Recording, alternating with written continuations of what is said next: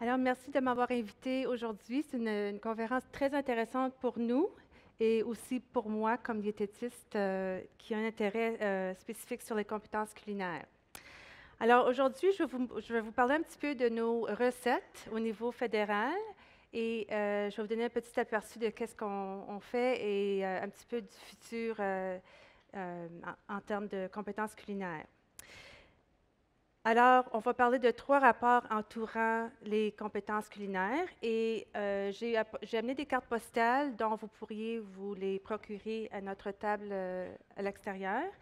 Alors ça, c'est le site web des documents, ainsi que le troisième, ça s'appelle la saine alimentation après l'école. Alors, je ne sais pas si vous l'aviez déjà vu ou pas, mais c'est très intéressant et ça porte sur le temps la période après l'école, entre 3 heures et 6 heures, parce qu'on sait que ce temps-là est très important pour influencer les jeunes. Ainsi, notre carte postale de notre trousse éducative dont je vais vous parler un petit peu plus tard. Alors, les 3 rapports que je vous ai parlé là, un petit peu, a aussi informé notre initiative de sensibilisation et d'éducation à la saine alimentation. Alors, les 3 rapports, se portent sur l'amélioration des compétences culinaires. Nous avons fait une synthèse de la littérature. Est-ce que vous l'aviez déjà lu? Non? Alors, c'est quelque chose de très intéressant qui pourrait vous donner de la bonne information pour vos programmes. Aussi, le deuxième rapport se porte sur les pratiques prometteuses au Canada et à l'étranger. Nous avons regardé 15 études de cas. Et le troisième, cette carte postale-là, c'est la saine alimentation après l'école. Comment intégrer la saine alimentation dans les initiatives d'activité physique offertes par les écoles. Troisième chose dont je vais vous parler, c'est notre trousse éducative pour les professionnels de santé qui s'appelle Mangez bien et soyez actifs. Et tout est en ligne, toutes nos activités, notre documentation. Et en dernier lieu, notre initiative de sensibilisation et d'éducation en matière de saine alimentation. Alors, le premier rapport qui regarde la synthèse de littérature, nous voulions regarder c'est quoi l'état actuel des compétences culinaires à l'échelle nationale et internationale. Et ça a été fait en collaboration avec le côté fédéral, provincial, territorial et Santé Canada. Nous avons aussi regardé les conséquences de l'évolution des compétences culinaires et aussi les obstacles à surmonter et les occasions à saisir quant à l'amélioration des compétences culinaires. Alors ça, c'est juste un petit dessin animé dont on voit c'est quoi l'état actuel des compétences culinaires. Alors, la maman dit évidemment qu'ils sont frais mes raviolis. Je ne fais que du sain, moi. Et la maman répond aussi, regarde, la date n'est pas dépassée. Alors, ça, c'est assez typique de nos familles aujourd'hui. Alors, le document, la synthèse a démontré qu'en termes d'état actuel des compétences culinaires, on observe une évolution vers une augmentation de la consommation d'aliments transformés, préparés et prêts à servir. Alors ça, ce n'est pas nouveau pour nous. Les femmes et les mères jouent un rôle important à cet égard. Encore là, ça, c'est basé d'après nos données qu'on a regardées. Divers facteurs influencent les choix alimentaires, comme le coût, le goût, les intérêts, le temps, ainsi de suite. Il y a des variations entre les différents groupes socio-économiques et groupes d'âge. Et une chose intéressante dans le rapport que moi je trouve intéressant, c'est que les groupes des milieux défavorisés ont plus tendance à préparer des mets à base d'ingrédients. De nombreux consommateurs n'ont plus les connaissances nécessaires pour prendre des décisions éclairées en matière d'alimentation. Alors, quelques obstacles à surmonter quant au développement de stratégies d'intervention, c'était le temps, comme les conférencières précédentes l'ont dit, la diminution de la valeur accordée à la préparation d'aliments à partir d'ingrédients de base. Alors, est-ce que c'est qu'ils n'ont pas les compétences ou qu'il y a une diminution de la valeur accordée à ça? On ne le sait pas. Les données ne disent pas c'est quoi la raison. la perception généralisée selon laquelle une saine alimentation coûte plus cher. Mais la bonne nouvelle est qu'on observe un intérêt envers l'acquisition et l'amélioration des compétences culinaires. Alors, vous avez juste à regarder la télévision, les revues. Comme Christine Oblet avait mentionné ce matin, il y a beaucoup d'émissions de télévision. Et je ne sais pas si vous reconnaissez la cuisine. Oui? Oui, c'est la cuisine de Ricardo. Alors, le deuxième rapport se porte sur quelque chose de plus pratique. Alors, c'était les pratiques prometteuses au Canada. Et nous avions regardé 3 exemples au Canada et 2 au Royaume-Uni et en Australie. Nous avons recueilli toute l'information et nous l'avons catégorisée. Je m'excuse, juste avant de parler de ça. Ça, c'était les études de cas que nous avons regardées. Je ne vais pas rentrer en détail pour chaque programme parce que c'est tout dans le rapport. Mais l'information recueillie a été catégorisée en fonction de 3 choses. Les moyens permettant de générer et entretenir un engagement continu. C'était quoi leurs leçons tirées et c'était quoi leurs conseils à offrir aux autres communautés. Alors, comment générer et entretenir un engagement continu? Les 15 études de cas ont démontré que une des choses les plus importantes, c'est de consulter les représentants de groupes de parties intéressées afin d'obtenir un appui pour les programmes. Établir des liens avec les priorités de financement actuelles du gouvernement, des ONG et des organisations communautaires. Troisièmement, communiquer sa passion et la valeur du programme aux commanditaires potentiels. Et je sais que pour moi-même, ce matin, j'ai vu beaucoup de passion dans vos programmes, alors c'est très excitant. Les leçons tirées des 15 études de cas sont, ils ont trouvé qu'obtenir un appui et un engagement à la fois sur le plan de la mise en œuvre et de l'évaluation était très important. Avoir des attentes claires et structurées, s'assurer de disposer de ressources et de l'appui nécessaires, ainsi que favoriser les partenariats. Aussi, fournir des occasions pratico-pratiques. Ça, c'était une des choses les plus importantes pour eux. Faire participer les parents. Et aussi, établir un équilibre entre les recettes et les aliments familiers et les nouveautés. Les réussites qu'ils ont démontrées étaient d'améliorer les connaissances entourant la nutrition et l'innocuité des aliments pour les jeunes. Ils ont aussi trouvé que les jeunes avaient aussi intégré de meilleurs choix dans les habitudes alimentaires. Et une chose très intéressante de leur point de vue était, ils ont trouvé que les jeunes ont commencé à faire des préparations de recettes à la maison à partir des recettes qui étaient fournies des programmes. Autre réussite était l'amélioration de la confiance en soi et de la fierté. Une des choses que le rapport parle est que les jeunes ont souvent un manque d'auto-efficacité. Alors, ces programmes-là ont montré qu'il y avait une amélioration dans ce côté-là. Aussi, une augmentation de la prise en charge de programmes par des organisations ou agences communautaires.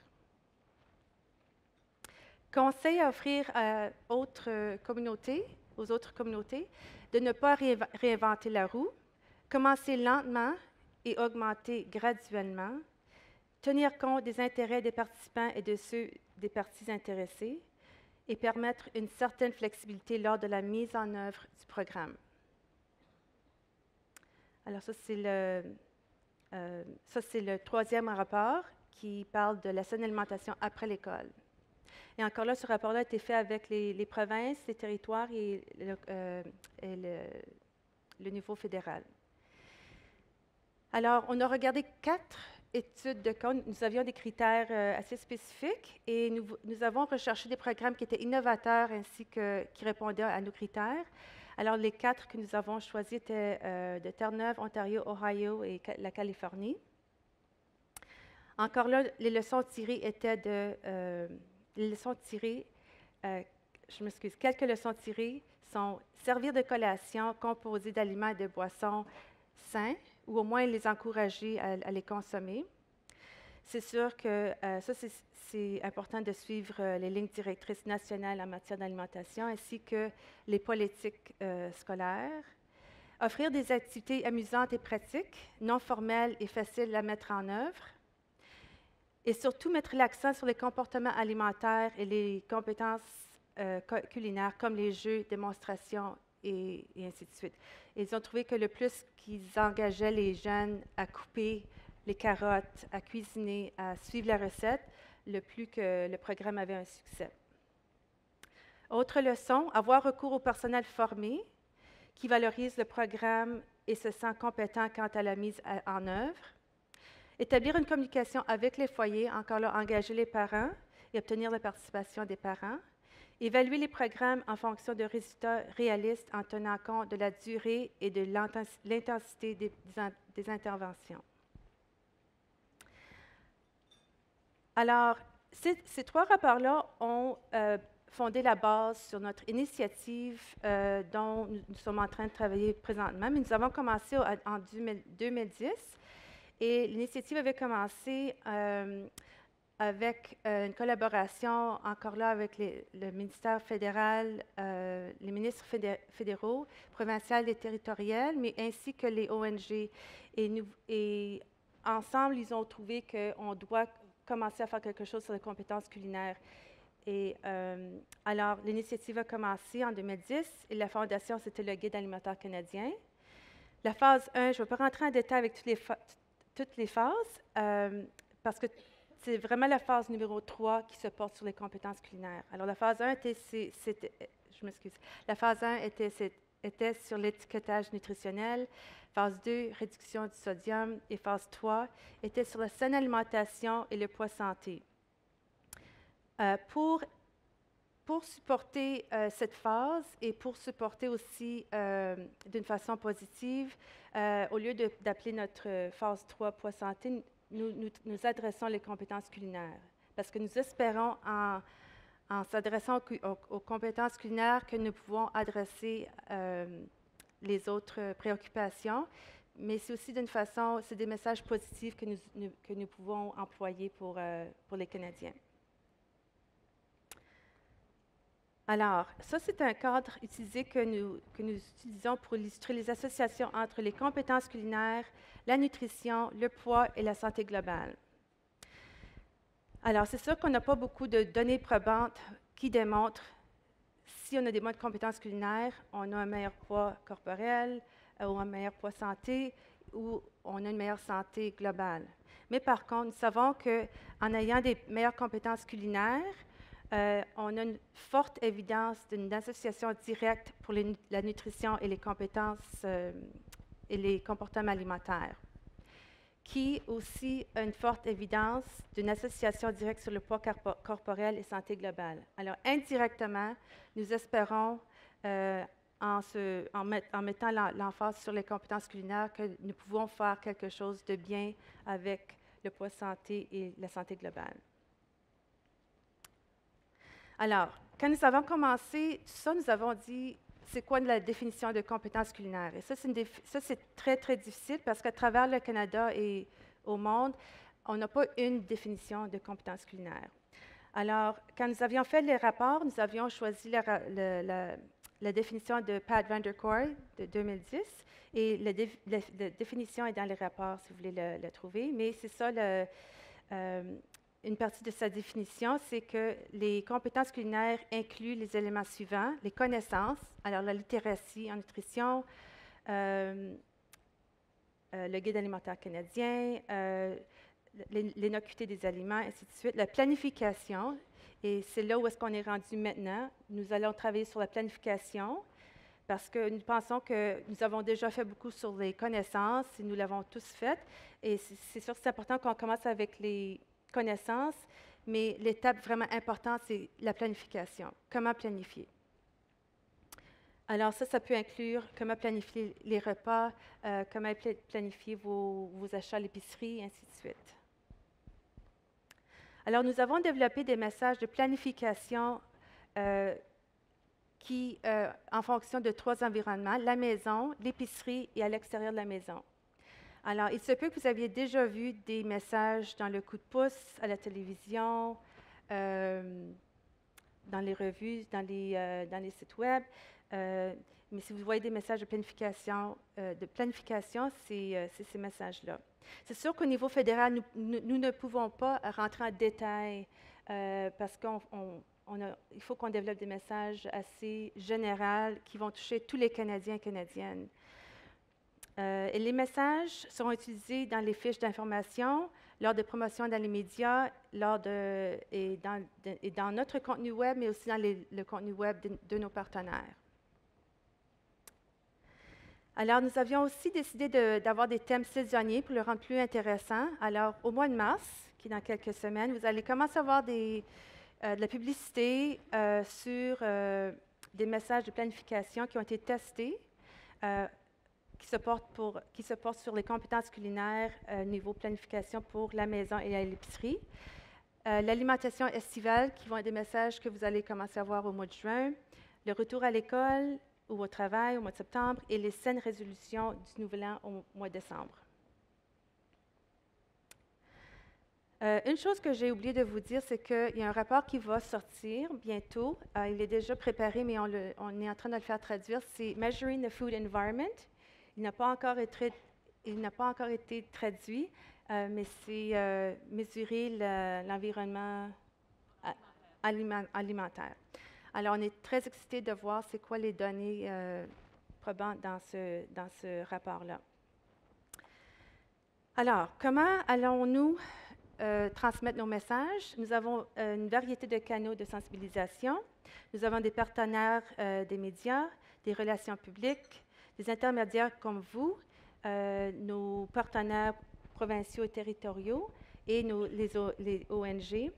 Aussi, les choses qu'on fait sur les sites web, nos partenaires de l'industrie et du marché du travail.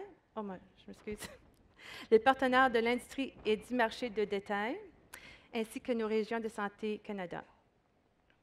Juste pour vous montrer qu'est-ce qu'on a fait jusqu'à date pour nos partenaires des médias, nous avons travaillé avec la diététiste Catherine et sur le canal Astral. Aussi, au niveau anglais, nous travaillons avec Chorus. Et transcontinental, nous avons des rubriques dans le coup de pouce et des entrevues avec Marie Breton. Et encore là, pour l'instant, c'est sur des messages de sodium, mais au mois de mars, ça va commencer. Vous allez commencer à avoir des messages sur la planification. Il y a aussi les blogs et ainsi de suite. Ça, c'est Monsieur Courgette, qu'on utilise pour diriger les gens à notre site web et faire la promotion des petits messages du Guide alimentaire canadien. Au niveau intermédiaire, et provinces, et territoires et ONG, nous avons un groupe de travail qui travaille juste sur la sensibilisation et l'éducation en matière de saine alimentation. Et nous continuons de travailler avec eux sur des messages et des choses qu'on veut faire au niveau fédéral. Nous avons aussi une collaboration avec la Fondation des maladies du cœur.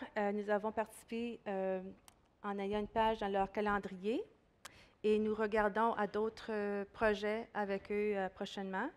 Et nous sommes en discussion avec la Colombie-Britannique parce qu'ils ont développé un programme qui s'appelle Shopping Sense. C'est un outil virtuel qui est très, très, très intéressant. Si vous avez la chance d'aller le voir, il est juste en anglais pour le moment. Mais si nous sommes en train de discuter pour avoir les droits et nous allons certainement le faire traduire, mais ça va être très intéressant de voir ça si vous avez la chance. Aussi pour les intermédiaires, nous avons aussi la boîte à outils santé à l'intention des intermédiaires. C'est une boîte à outils qui a été développée en collaboration avec nos partenaires aussi, provinciaux et territoriaux. Et cette boîte à outils-là offre beaucoup de choses comme des articles, des quiz, des fiches d'information, des outils interactifs, des présentations. Et je vous invite de visiter notre site web et les télécharger. Alors ça, c'est un exemple. Les messages que vous voyez sur l'écran, c'est des messages de sodium. Encore là, à la maison, à l'épicerie et à l'extérieur. L'autre chose, c'est qu'on a la trousse éducative Mangez mieux et soyez actifs. Encore là, c'est pour les professionnels de santé, ainsi que s'il y a des groupes de scouts ou il ne faut pas nécessairement que ce soit juste les professionnels de santé, mais les intermédiaires qui enseignent la nutrition et l'activité physique aux jeunes. On a des affiches, on a des plans d'activité ainsi que des images que vous pouvez télécharger de notre site. En passant, j'ai oublié de montrer la vignette. Je m'excuse. Est-ce qu'on a le temps? Oui. Alors, la vignette, c'est avec Catherine, la nutritionniste Catherine. Je suis avec Saskia pour parler des moyens de manger santé en famille et réduire sa consommation de sodium. J'ai 2 enfants, pour moi, ça fait 10 bonnes années. Je pense que c'est l'une des fois que je mange du sucre. Il y a plein de bons choix à faire. Je vois que tu as du pain bien entier, des fruits, des légumes, c'est parfait. Aussi, les viandes folles, le jus de légumes, attention au sodium. Quand tu cuisines les viandes, tu peux encore un peu plus pour les lunchs de la semaine. Si là, je mets beaucoup d'amour, c'est toujours mieux. Et là, tu as plein d'autres trucs. Oui, vous voyez, les autres conseils pour manger santé sur canadie.com. Est-ce que vous l'aviez déjà vu? Oui. Alors, on en continue à en développer. Ça, c'était plutôt sur le sodium. Maintenant, ça va être sur la planification. On n'est pas encore sur quoi, là, mais la planification portant sur les compétences culinaires. Alors, je m'excuse, j'avais oublié de le montrer. Alors, en termes de consommateurs, nous avons notre page Facebook, nous avons notre Twitter, notre compte Twitter, et aussi un nouveau site qui s'appelle Canadiens en santé, et ça, c'est juste pour les consommateurs. Ça, c'est un exemple de notre page, de notre site web, Canadiens en santé. Alors, le Santé Canada, c'est plutôt pour les professionnels de santé, nos intermédiaires, et les Canadiens en santé est plutôt pour les consommateurs. Vous avez des trucs, des choses interactives comme le sodium détecteur, des choses comme ça. Maintenant, pour les partenaires du marché de détail, nous avons nous avons 8 partenaires, comme Loblaws, Metro, Sobeys, Costco, Walmart. Et à travers eux, nous voulons faire la promotion d'alimentation, d'une saine alimentation, ainsi que, pour l'instant, promouvoir la planification des menus, l'achat et la préparation des aliments. Alors, il se peut que quand vous allez commencer à rentrer dans les magasins, vous allez voir peut-être de l'information sur leur moniteur ou sur leur site web, sur leur circulaire, merci.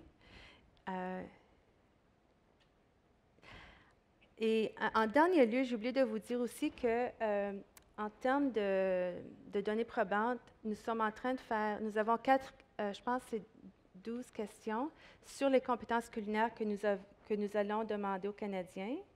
Nous n'avons pas encore les résultats, mais ça va être l'information assez intéressante que nous allons recevoir dans le futur. Et c'est sûr que vous allez recevoir toute cette information-là à travers notre site web et à travers d'autres communications. Alors, merci beaucoup de m'avoir invité et ensemble, partageons nos recettes. Et pour finir, je vous invite à visiter nos sites web. Merci.